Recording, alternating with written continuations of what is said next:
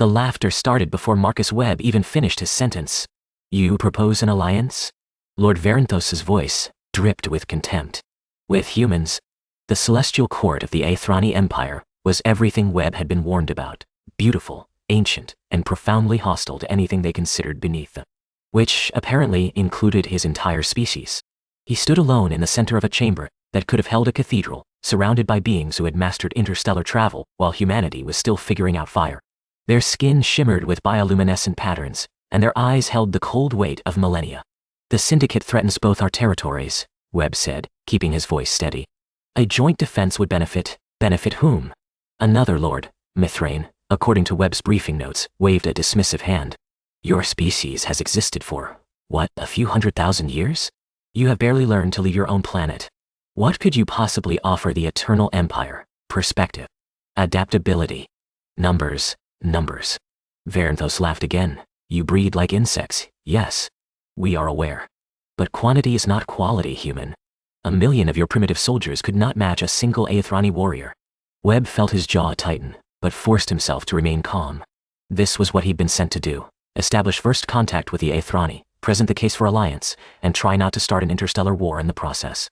He was failing on at least 2 of those counts. Perhaps a new voice said, we should let the human finish speaking before we dismiss him. The court fell silent.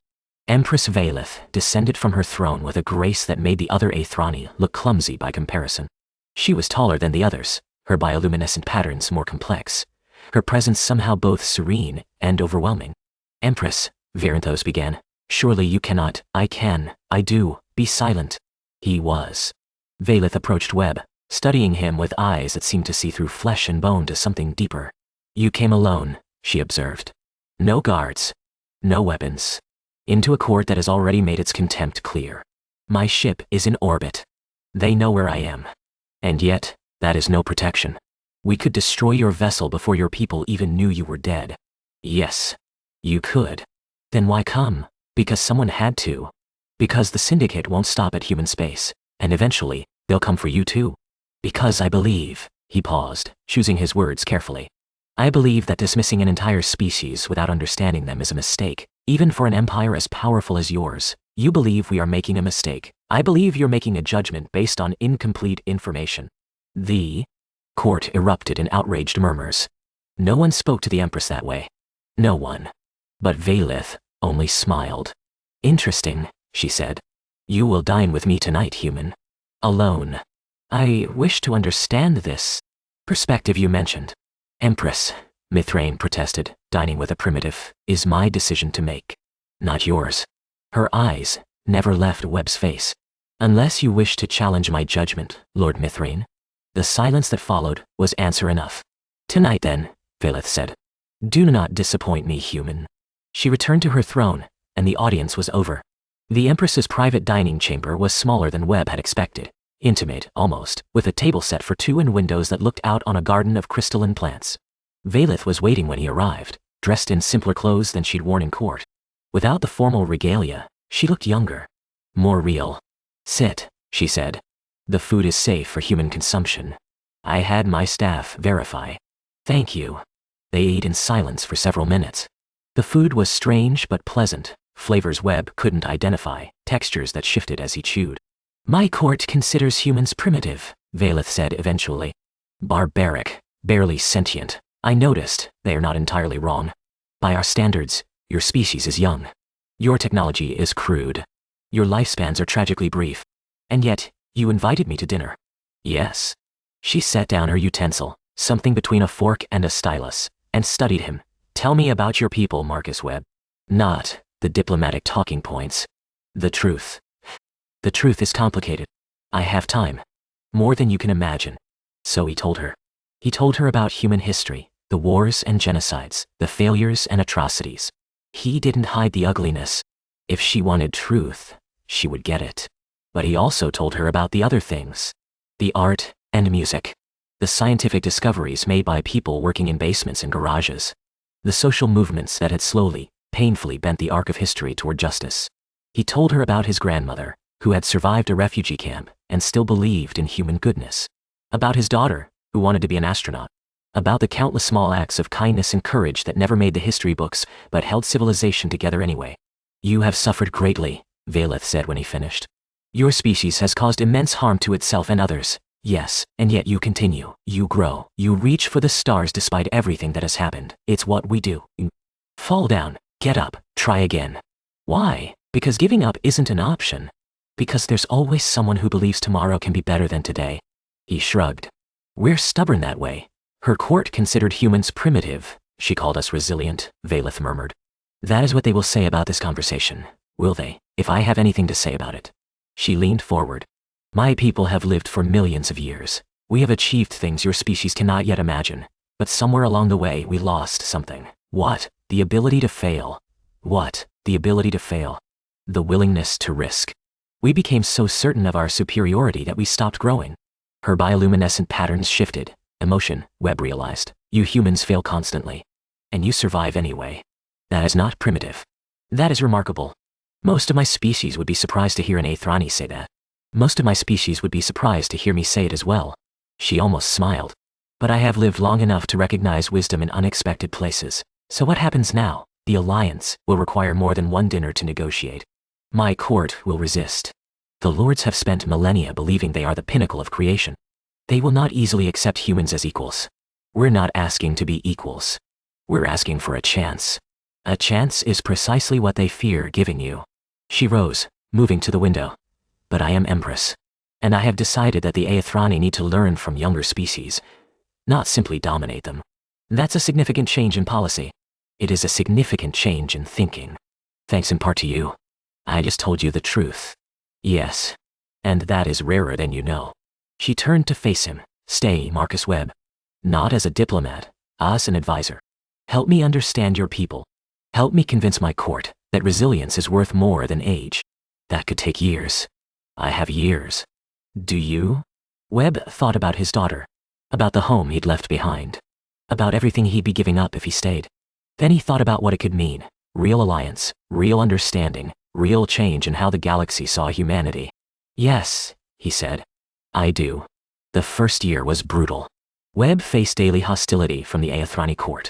Lord Varanthos and his faction did everything in their power to undermine him, spreading rumors, sabotaging his meetings, even attempting to have him declared a security threat and expelled. Valeth protected him. But she couldn't protect him from everything. They hate me, he said one evening, nursing a drink in his quarters.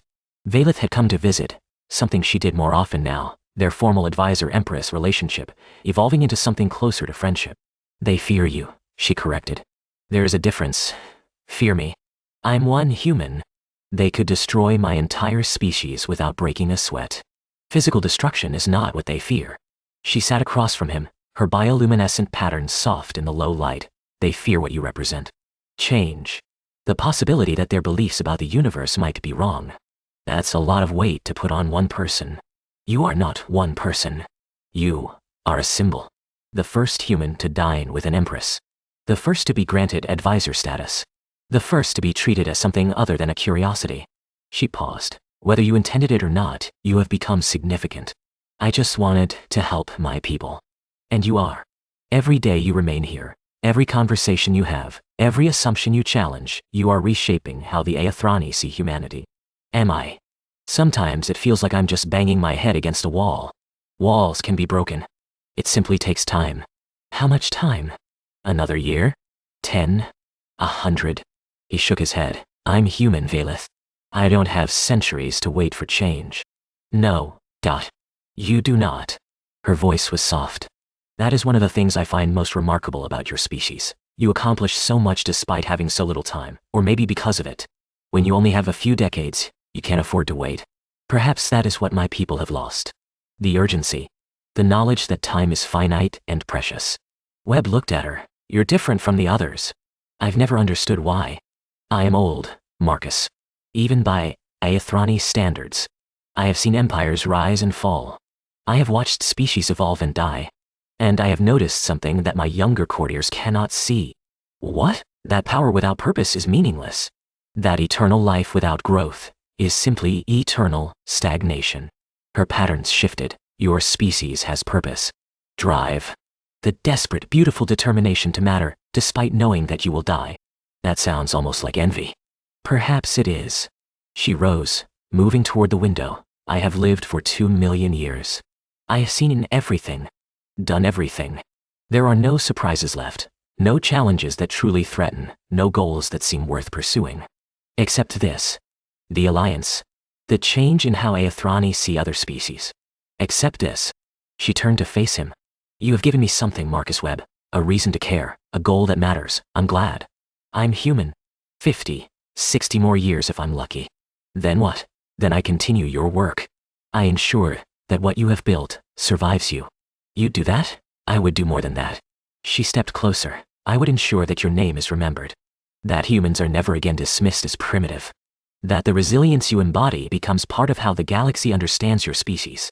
That's a big promise. I am Empress. I can make big promises. The alliance was signed 7 years later. It wasn't everything Webb had hoped for. Politics required compromise, and the Aethrani lords had extracted concessions that stung. But it was real. A formal agreement between the Aethrani Empire and the Terran Accord, promising mutual defense and cultural exchange. The signing ceremony was held in the same chamber where Webb had first faced the court's laughter. This time, there was no laughter. Only solemn acknowledgement of something that had seemed impossible less than a decade before. You have done something remarkable, Valeth said afterward, finding Webb on a balcony overlooking the crystalline gardens. We did something remarkable. I couldn't have done any of this without you. Perhaps not. But the vision was yours. The stubbornness was yours. The refusal to accept that humans were not worth knowing, that was entirely yours. Stubbornness is a human specialty. So I have learned. She stood beside him, watching the alien sunset paint the sky in colors humans had no names for. What will you do now? Go home, I suppose. See my daughter. She's grown up without me. You could stay. There is still work to do here. There's always more work, but I've been away too long. He turned to face her. Besides, this was never about me. It was about showing your people that humans are worth knowing. Now that they know, others can continue the work. You will be missed. I'll miss this place too. Miss you. The admission hung in the air between them.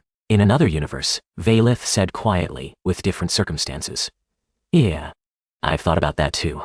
But this universe is what we have. It is. Webb took her hand, a gesture that would have been unthinkable when he first arrived. You'll keep the promise? Make sure humans aren't forgotten? I will. You have my word. Then that's enough. She squeezed his hand. Her court considered humans primitive. She called us resilient, she said. That is what I will tell them. That is what I will ensure they never forget. I hope it's enough. It will be. Because it is true. She released his hand. Safe travels, Marcus Webb. And know that whatever happens, you have changed an empire. You have changed me. You've changed me too. He left the next morning, carrying memories that would last the rest of his life. Behind him, an alien empress began the long work of reshaping her people's understanding of the universe. And in the years that followed, when Aethrani scholars spoke of humanity, they did not use the word primitive. They used resilient. It was, Webb thought when he heard about it years later, the best possible legacy.